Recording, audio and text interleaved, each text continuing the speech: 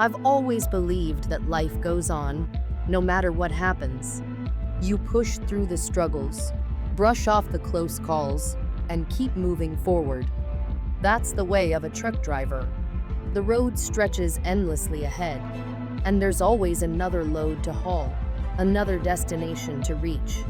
That's been my life ever since I can remember long highways, countless miles, and late-night rides through deserted stretches of road where only the moonlight keeps you company. My name is Ernesto, and I want to share with you the scariest experience of my life.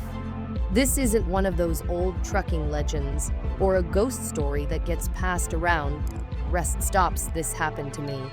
And as much as I try not to let it consume me, there are times when the memories sneak up on me, reminding me that some things on the road are darker and more dangerous than any storm or breakdown. I used to work the night shift in Arizona, hauling goods across long, desolate stretches of highway. My route often took me through areas where the only sign of civilization was the occasional rest stop or a lonely gas station flickering in the darkness. As I drove, the monotony of the highway seemed to blend into a rhythmic pattern that soothed my soul, a soundtrack of tires on asphalt, punctuated only by the occasional rumble of an engine and the whisper of the winds. But despite this comfort, there was always an underlying tension and awareness that the night held secrets, and I was merely a transient in its embrace. One of the more routine parts of my journey was passing by an old ranch that had been converted into a hotel. It was a regular landmark on my drive, a dusty relic that stood against the stark backdrop of the desert landscape. The job itself was good, decent pay, easy enough work. But the one thing I loathed was the hour-and-a-half drive back home every night. Over time, though, I got used to it. The road became my comfort zone, my escape from the grind. There's a certain camaraderie among truck drivers, a bond formed over shared stories and late-night conversations. We swap tips on the best routes, share recommendations for truck stops, and recount our own horror stories of the road. However, there was one story that lingered in the back of my mind, a tale about a taco truck that supposedly vanished without a trace. At the time, I shrugged it off as urban legend, a ghost story meant to frighten newcomers to the profession. Little did I know, I would soon find myself in the middle of a horror story of my own. One fateful night, feeling the familiar rumble of hunger in my gut, I decided to stop at a taco truck I'd noticed a few times. It was parked outside an RV park, halfway between the ranch and my home. I had passed it dozens of times before, but had never thought to stop usually. I was too eager to finish the drive and get home. But that night, the hunger was stronger than my desire to complete the journey. My instincts, honed by years on the road, were suddenly dulled by a craving for something more than just sustenance. As I approached the taco truck, I noticed the vibrant colors of the menu board illuminated by soft, warm lights. The tantalizing aroma of grilled meat and spices wafted through the air, wrapping around me like a comforting blanket. I stepped up to the window, my stomach growling in anticipation, and placed my order. The vendor, a tall man with a friendly smile and a weathered face, worked quickly, preparing my meal with the deftness of someone who knew exactly what he was doing.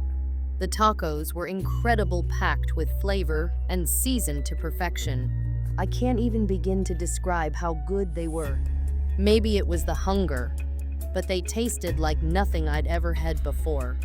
After that night, stopping at the taco truck became a regular part of my commute.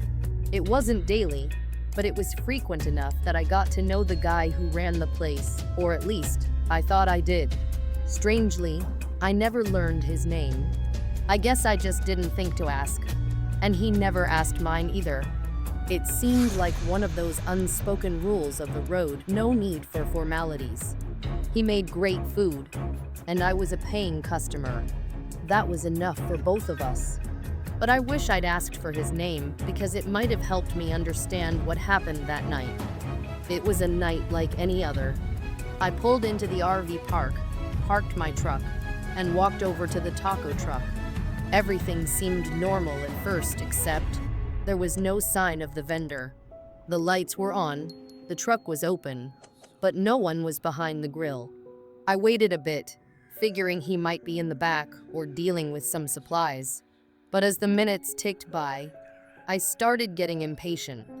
I called out, expecting him to come rushing out with an apology, but there was no answer.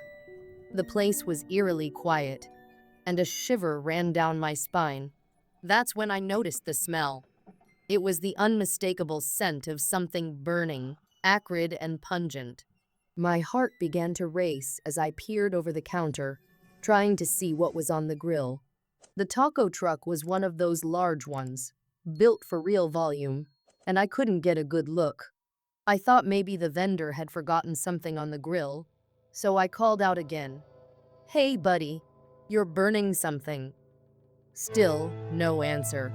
I decided to take matters into my own hands. After all, I didn't want the guy's truck to catch fire. This was his livelihood, and I liked those tacos too much to see them go up in flames. I walked around to the side where the entrance was, climbed the steps, and opened the door. What I saw inside stopped me cold. The cash register was open, its drawer pulled out and overturned. Loose change and crumpled bills were scattered across the floor, glinting in the soft light of the truck's interior.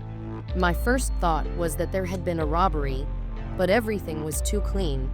There were no signs of a struggle, no broken glass or upturned furniture, just the open register and the overwhelming smell of something burning.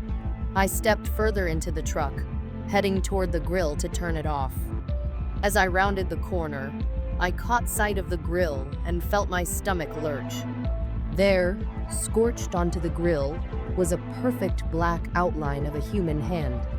Not just any hand, but one that had clearly been burned beyond recognition, reduced to a charred silhouette. The fingers were curled, as if the hand had been gripping the grill at the moment it was burned. It was a sight that will forever be etched in my memory. My heart pounded in my chest as I stumbled back, almost falling down the narrow steps. I don't know how I managed to stay on my feet. My first instinct was to run, but something kept me rooted in place. Maybe it was shock, maybe it was concern for the vendor, or maybe it was the faint hope that this was all some kind of bizarre mistake. But deep down, I knew it wasn't. I reached under the grill and turned off the gas. Then, without looking back at the handprint, I walked out of the truck and called the police. I didn't know what to tell them. Was this a robbery gone wrong? Was the vendor hurt or worse? I didn't even know his name, which made explaining the situation even harder. The operator assured me that officers were on their way, but after waiting for almost an hour, no one showed up. Not the police, not the vendor. The place remained as quiet and desolate as ever. I finally left, my mind spinning with questions. Over the next few days, I tried to find out what happened. I searched for news reports, checked local crime stories, and even went back to the spot a few times. But the taco truck was gone. It was as if it had never existed, and no one seemed to know anything about the vendor or his fate. I asked locals if they'd ever heard of the taco truck, but they merely shrugged, their faces a mix of confusion and indifference. To this day, I wonder what really happened that night, and the image of that burned hand haunts me every time I pass by an old, deserted roadside taco truck. That was 6 years ago, and while the memory of that night has never faded, it wasn't the only time I encountered something strange on the road. Fast forward to June of 2018. I had decided to take an impromptu road trip. I'm a big fan of sightseeing, and there were a few places on my list that I wanted to visit before heading back to work. The plan was simple: get up early, hit the road, visit a few spots, and then drive home in the evening. I figured I could avoid paying for a hotel by driving through the night and making it back home before dawn. The thrill of the open road always invigorated me, and I welcomed the thought of adventure. The trip there went off without a hitch. The scenery was breathtaking: mountains rolling into the horizon, fields of wildflowers painting the landscape with vibrant colors, and the air filled with the scent of fresh pine. I took my time, stopping to take pictures and savoring the freedom of being on the road. I didn't have a care in the world. However, the return journey was a different story. I started the drive home around 10 p.m., with Apple Maps estimating about 4.5 hours until I'd be back in my own bed. As I drove, the darkness began to settle in, wrapping around me like a heavy cloak. The road stretched ahead, illuminated only by my headlights, casting eerie shadows that danced along the edges. By the time I was halfway there, I was starting to feel the effects of the long day. I tried everything to stay awake, blasting the air conditioning, playing loud music, even splashing my face with water, but it was no use. I was drifting off, and I knew it wasn't safe to keep driving in that state. I spotted a rest stop up ahead and decided to pull over for a quick nap. The place was completely deserted, not a single car in the lot. I figured it made sense it was late, and this wasn't exactly a major highway. I parked my car, set an alarm for an hour, and leaned back in my seat. As my eyelids grew heavy, I felt the weight of exhaustion pulling me into a deep sleep. When the alarm went off, I realized I needed to use the bathroom. I got out of the car, stretched my legs, and made my way into the building. The restroom was just as empty as the parking lot, and for a moment, I was relieved to have the place to myself. The fluorescent lights buzzed softly above me, casting an unflattering glare on the white tiles. But then, as I was in one of the stalls, I heard a voice. Someone was talking outside the restroom. At first, I thought maybe I just missed seeing another car pull in. But no, I hadn't heard any doors open, and my car was still the only one in the lot. I brushed it off as my imagination, or maybe the wind playing tricks on me. After all, I had just woken up, and my mind was still foggy. But then the restroom door opened. Someone else was definitely there. I was ready to leave when I heard a light knock on the stall door. My heart skipped a beat. I responded with a shaky "occupied," but there was no reply. Silence hung in the air like a thick fog. I stood there, frozen, waiting for the person to leave. But then, through the crack in the door, I saw a pair of eyes staring directly at me. Before I could react, the man on the other side let out an ear-piercing scream and started slamming his head against the door.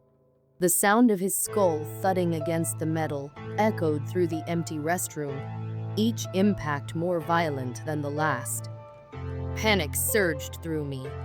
My instincts kicked in, and I threw the door open, knocking him down in the process, and bolted out of the restroom as fast as I could. I was halfway across the parking lot, sprinting toward my car, when I heard the restroom door slam open behind me. I turned just in time to see the man chasing after me, his face twisted in rage, blood trickling down from where his forehead had connected with the stall door. My keys were already in my hand, and I fumbled to unlock the car, my fingers shaking uncontrollably. I managed to get the door open and threw myself inside, slamming it shut just as the man reached the car. He pounded on the window, his fists leaving smears of blood as he screamed at me to let him in. I floored the gas, tearing out of the parking lot without even checking to see if the road was clear. In the rearview mirror, I saw the man standing in the middle of the road, watching me drive away. His face was a blur, but I'll never forget the look in his eyes, pure, unhinged madness. A primal fear coursed through me as I sped away, the adrenaline surging in my veins. I didn't stop driving until I reached the safety of the next town. For a long time after that night, I avoided stopping at rest areas altogether. I started taking different routes, driving through the day instead of at night, and even considered changing careers. The road that had once brought me solace now felt like a dangerous trap. But the road calls to me, and no matter how terrifying these encounters have been, there's something about the solitude of the open highway that I can't give up. Maybe it's the thrill of not knowing what's waiting around the next bend. Or maybe it's just the curse of a late-night hauler. Each time I pull onto the highway, I feel a familiar sense of freedom mixed with trepidation, like a tightrope walker balancing between two worlds, one where the sun shines and the other cloaked in shadows. Days turned into weeks, and weeks turned into months. Yet, no matter how hard I tried to put those memories behind me, they lingered like a dark cloud hanging over my head. I often found myself reliving the encounters, replaying them in my mind as I drove. The road, once a source of comfort, became a reminder of the unknown horrors that lurked in the darkness. It wasn't long before I found myself in another unnerving situation. This time, it was a typical evening run, hauling a load of goods to a small town on the outskirts of New Mexico. The air was thick with anticipation, and the atmosphere felt electric, as if something was about to happen. I drove with my radio blaring, trying to drown out the silence that threatened to creep back in. As I approached a stretch of highway surrounded by towering cliffs, I noticed a flickering light in the distance. Curiosity piqued. I slowed down to get a better look. There, nestled between the rocks, was an old diner, its neon sign buzzing feebly in the twilight. The thought of a hot meal and a chance to stretch my legs was too tempting to resist, so I pulled into the gravel parking lot. The diner had an old-school charm, complete with chrome accents and checkered floors. As I stepped inside, the bell above the door jingled softly, announcing my arrival. The place was nearly empty, save for a few patrons scattered around the booths, their faces illuminated by the glow of the dim lights. I took a seat at the counter, where a waitress approached me with a warm smile. "Welcome, hun. What can I get you?" she asked, her voice friendly and inviting. I ordered a burger and fries, and while I waited, I couldn't shake the feeling that I was being watched. I glanced around, catching snippets of conversations from the other diners. The mood felt off, like an unspoken tension hung in the air, but I brushed it off as just my overactive imagination. I had been on the road too long. As I sat there, I noticed a couple in the corner booth. They were huddled together, whispering urgently. Their eyes darted around the diner, as if they were searching for someone or something. I strained to listen to their conversation, but the words were muffled by the hum of the diner. My curiosity got the better of me, and I leaned in slightly, hoping to catch a glimpse of their secret. Suddenly, the door swung open with a loud creak, drawing everyone's attention. A tall figure stepped inside, silhouetted against the fading light. The atmosphere shifted immediately, tension thickening like fog. The man scanned the room with piercing eyes, and I felt my heart skip a beat as he turned toward me. There was something unsettling about his presence, an aura that made my skin crawl. I could feel the eyes of the couple in the booth boring into me as I tried to avert my gaze. The waitress returned with my burger, setting it down in front of me, but I could barely muster an appetite. The tall man made his way to the counter, sitting 2 seats down from me. He ordered a cup of black coffee, his voice low and gravelly. As I took a bite of my burger, I couldn't help but glance at him from the corner of my eye. His hands were rough and calloused, and I noticed a deep scar running across his knuckles. There was an intensity in his gaze that sent a chill down my spine. I tried to focus on my food, but I could feel the weight of his stare, like a heavy blanket pressing down on me. Moments later, the The couple in the corner stood up, their faces pale as they whispered hurriedly to one another. They glanced at the tall man, and then they made a beeline for the door. The bell jingled again, and my heart raced as I realized they were leaving in a hurry. Something was definitely not right. The man noticed their exit, a flicker of recognition crossing his face. He set his coffee cup down, the sound echoing in the sudden silence that enveloped the diner. "Hey!" he called out, his voice low but commanding. "Where do you think you're going?" The couple hesitated at the door, glancing back at him with fear etched on their faces. "We're just heading out," the woman stammered, her voice trembling. The tall man stood up slowly, towering over the counter. "Not so fast. You owe me an explanation," he said, his tone dripping with menace. Panic surged through me as I realized the diner had transformed into a tense standoff. I dropped my burger, no longer hungry, and my heart pounded in my chest. The other patrons looked around, exchanging worried glances, unsure of what to do. I felt trapped, a spectator to a drama that could erupt at any moment. Suddenly, the couple bolted out of the diner, the door slamming behind them. The tall man's expression darkened as he turned to follow them. I could feel the adrenaline coursing through my veins, and I knew I had to get out of there. I grabbed my jacket, tossing a few bills on the counter before making a break for the door. Just as I stepped outside, I heard a commotion erupt behind me. I turned to see the tall man rushing after the couple, his long strides carrying him swiftly across the parking lot. My heart raced as I sprinted to my car, not daring to look back. I jumped in, started the engine, and peeled out of the parking lot, the tires screeching against the gravel. In the rearview mirror, I saw the couple huddled together, fear painted across their faces as they sprinted toward their car. The tall man had stopped, his figure a dark silhouette against the diner's neon lights. I didn't wait to see what happened next. I pressed on the gas, my mind racing with questions and fear. Why had the couple been so scared of him? What was their connection? The unsettling feeling from the diner lingered as I drove away, the sense of dread hanging over me like a storm cloud. For days after that incident, I couldn't shake the feeling that I had narrowly escaped something terrible. I kept replaying the scene in my mind, searching for answers but finding none. My route home was now tainted with memories of the diner, and I found myself taking different paths, avoiding the highway I once loved.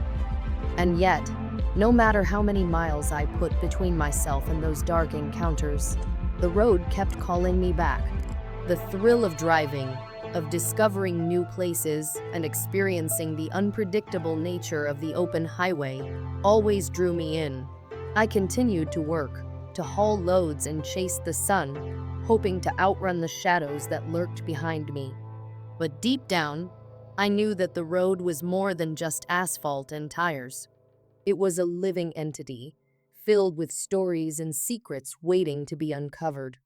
And perhaps, just perhaps, some of those secrets were meant to remain hidden, lost in the darkness of the night.